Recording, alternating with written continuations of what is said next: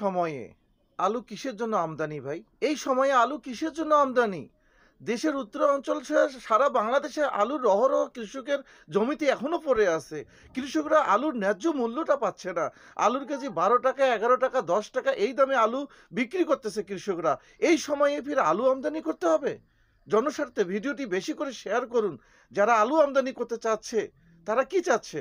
Syndicate বাছার জন্য তারা আমদানি করতেছে? দেখেন, কৃষকদের ঘরে এখনো জমিতে প্রচুর আলু পড়ে আছে ভাই। এই সময় যদি আলু আমদানি হয়, দেশের কৃষকরা মাটিতে পড়ে যাবে। এমনিতে আলু চাষ করে আলুর বীজ ১০০ টাকা, ৮০ টাকা, ৯০ টাকা, ৭০ টাকা কেজি আলুর বীজ কিনে তারা আলু বিক্রি করতেছে ১১ টাকা, ১২ টাকা কেজি দরে। আর এই সময়ে আলু আমদানির ডাক দিতে হবে? এটা আসলে ভাই, কৃষি বিষয় নিয়ে কাজ করতেছি, কৃষকদের দ্বারে দ্বারে যাচ্ছি, কৃষকের অবস্থা আমি দেখতেছি, আমি রফিক নিজেই দেখতেছি কি অবস্থা একটা হবে।